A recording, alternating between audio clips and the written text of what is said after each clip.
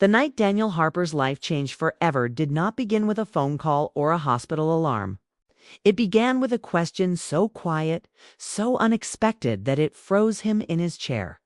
The rain tapped against the kitchen window, the same way it had for years, but nothing felt normal anymore. His father sat across from him at the old wooden table, hands folded. Eyes heavy with something Daniel had never seen before, fear mixed with resolve.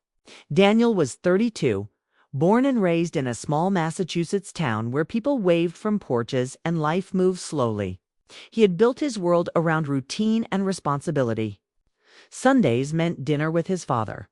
Always had, always would, or so he thought. That evening the smell of coffee filled the room, but Daniel barely noticed it. He noticed the silence instead. The kind that presses on your ears and tells you something important is coming. "Daniel," his father said, his voice steady but thin, "I need you to listen to me without interrupting." Those words alone were enough to raise Daniel's pulse. His father, Richard Harper, was not a man who asked for attention. He was a former high school teacher, calm, practical, and known for saying only what mattered. When Richard spoke like this, it meant there was no turning back. Richard took a slow breath. "I went to the doctor last week," he said. "They found something serious." Daniel's heart dropped. He leaned forward, ready to ask questions, ready to fight, ready to fix it, like he always tried to do. But Richard lifted a hand gently, stopping him. "I'm not asking you to save me," Richard said. "I'm asking you to hear me." The rain grew heavier outside, filling the quiet spaces between them. Daniel nodded, his throat tight. "I don't have forever," Richard continued.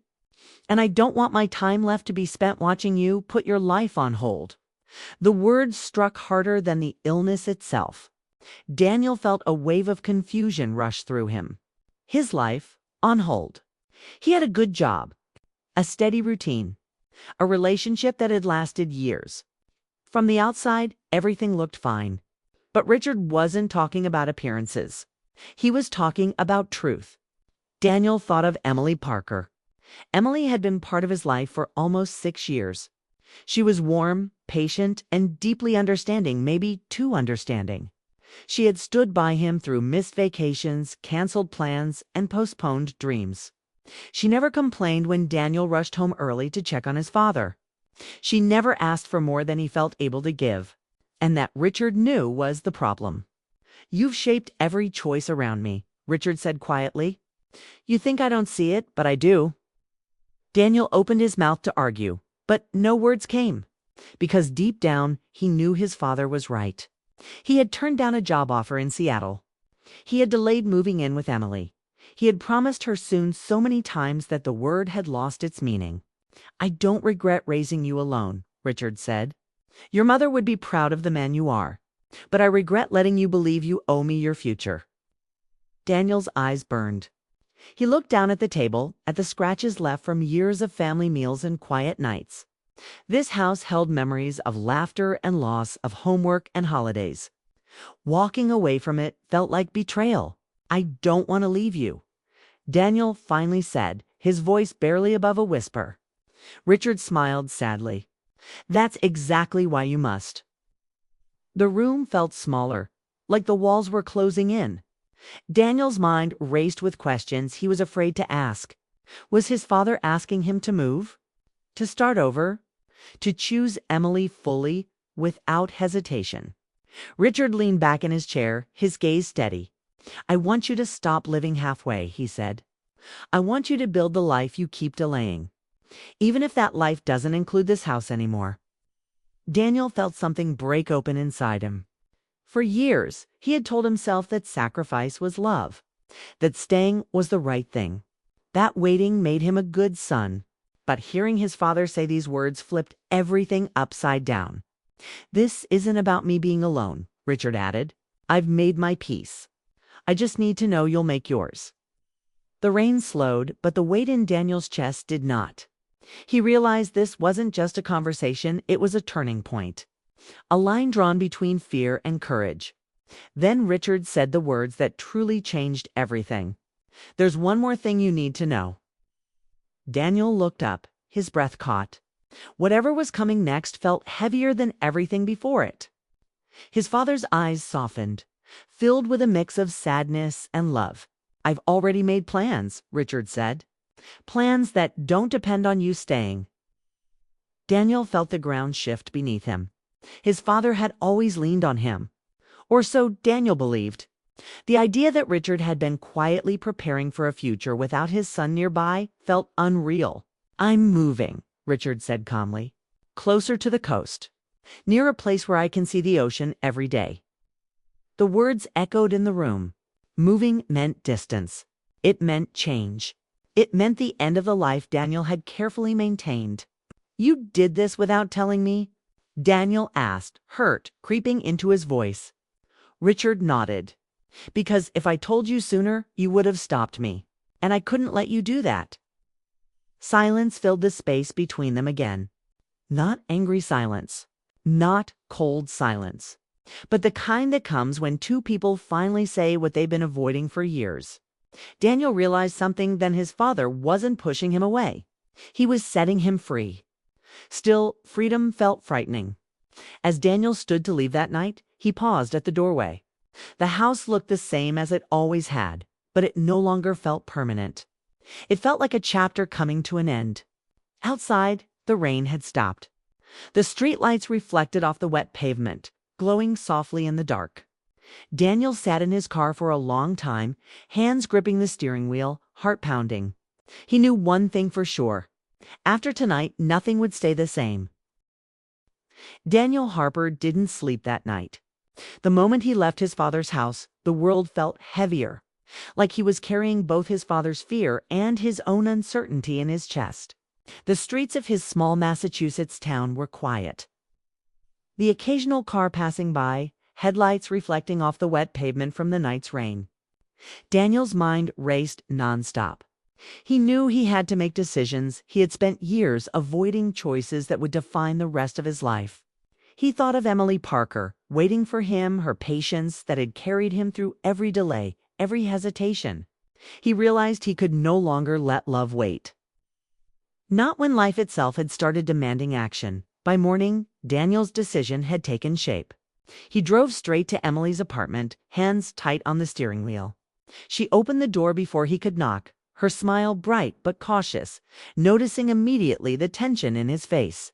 "Daniel, what's wrong?" she asked, her voice filled with concern. He swallowed hard and stepped inside, closing the door behind him. "It's my father," Daniel began, the words spilling out like a dam breaking. He's sick. Not just sick, Emily. He doesn't have much time. And he wants me to stop holding my life back because of him." Emily took a step closer, her hand brushing against his. Daniel felt a wave of emotion he hadn't allowed himself to feel for months. He told her everything: how his father had asked him to truly live, how he had made plans to move near the coast, how Daniel had been unknowingly living half a life in quiet service to duty instead of love. Emily listened silently, eyes glistening, then pulled him into a hug, holding him tight. "Daniel," she said softly, "I never wanted you to choose between me and your father. I wanted you to choose with me, not for anyone else." Her words struck a chord deep within him. Daniel realized he had been living in fear of leaving his father, fear of making mistakes, fear of choosing happiness over duty. And now, for the first time, he understood that love was not about sacrifice alone. Love was about courage. It was about stepping forward even when it scared you. The next weeks were a whirlwind. Daniel helped his father organize the move to the coastal town Richard had chosen. Each box packed, each phone call made, each small decision Daniel helped with reminded him of the shifting nature of life. He watched his father embrace the change, his eyes brightening at the thought of mornings by the ocean, sunsets painting the sky in golden orange. Daniel felt a mixture of relief and sadness. Relief that his father would be okay. Sadness because this shift marked the end of the life he had always known. Yet beneath it all, there was a new sense of possibility. A quiet excitement he hadn't felt in years. During those days, Daniel also reconnected with Emily in ways he hadn't allowed before. They went on long walks through the town, holding hands without glancing at the clock, without thinking of interruptions. They shared meals, laughter, and dreams, planning a future that no longer had to wait. Daniel felt a new kind of intimacy, one built on honesty and shared vulnerability. He realized that the love he had been postponing was stronger than he had ever imagined. Finally, a day came for Richard's move. Daniel helped him load the last of the boxes into the truck, the salty scent of the nearby ocean filling the air. Richard looked at his son, pride and sadness mingling in his eyes. "You've changed so much, Danny," he said, his voice steady but soft. "I see you finally ready to live fully. I'm proud of you." Daniel felt a lump in his throat. He hugged his father tightly, feeling the warmth, the love, and the unspoken understanding that life was moving forward. And that was okay as the truck drove away toward the coastal town. Daniel felt a sense of liberation he had never known. He was free to choose his own path, to follow his heart without guilt or hesitation. He turned to Emily, who had been quietly supporting him through every moment, and in that instant, he knew what he wanted. That evening, under the soft glow of the streetlights, he knelt before her. There were no grand speeches, no dramatic declarations, just honesty and love. "Emily," he said, "I want to build my life with you. No delays, no fears. Just us." Tears filled Emily's eyes as she nodded, her voice breaking with emotion. "Yes, Daniel, I've been waiting for this moment." The simple exchange felt monumental. It was the culmination of years of patience, love, and understanding. Daniel felt as though a weight had lifted from his chest. The fear of choosing love had been replaced with a thrilling certainty that he was finally where he belonged. Weeks later, Daniel and Emily visited Richard in his new home by the ocean. The sunsets were breathtaking, and Richard's health seemed steadier, his spirits lifted by the serenity of his surroundings. Daniel watched his father walking along the shore, small waves lapping at his shoes, and he realized something profound.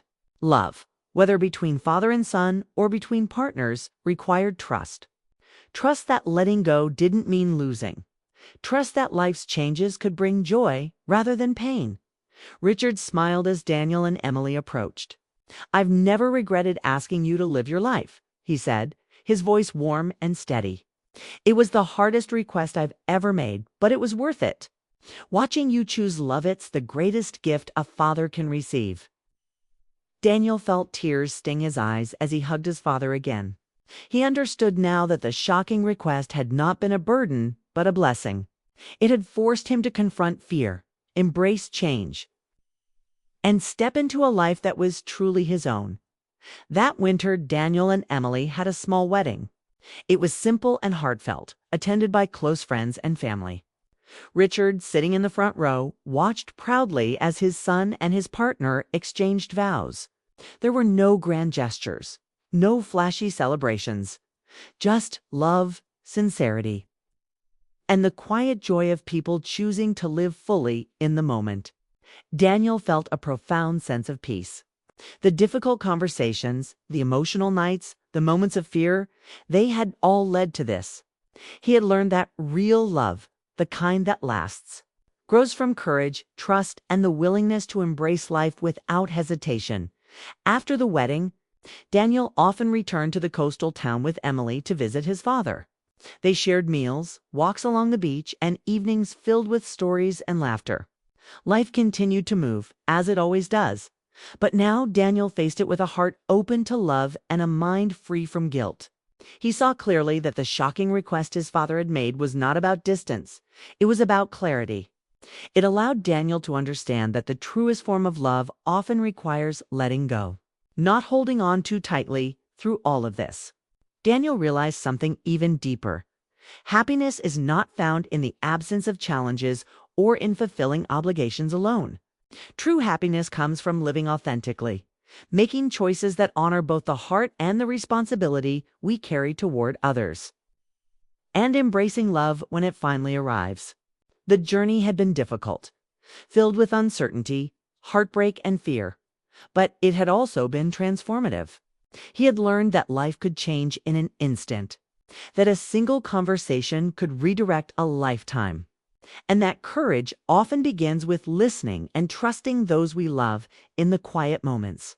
When the ocean waves crashed softly against the shore and the sun painted the sky in shades of orange and pink, Daniel would think back to that rainy night in his father's kitchen. He remembered the weight of the words, the fear, and the uncertainty. But more than that, he remembered the love, the trust, and the choice he had been given. That night had been the catalyst for a life fully lived, a love finally embraced, and a bond with his father that grew stronger, not despite distance. But because of it, Daniel understood finally that life's most profound lessons often arrive, wrapped in moments that feel impossible. His father's shocking request had seemed overwhelming at first, but it had unlocked something Daniel hadn't realized he was capable of: the courage to love, the freedom to choose, and the wisdom to understand that letting go can be the ultimate act of love. The change had been dramatic, emotional, and life-altering, but in that transformation, Daniel discovered the true meaning of family, love, and living fully. And in that discovery, he found a peace he had never known before. Peace born from love, choice, and the quiet courage to embrace life without fear.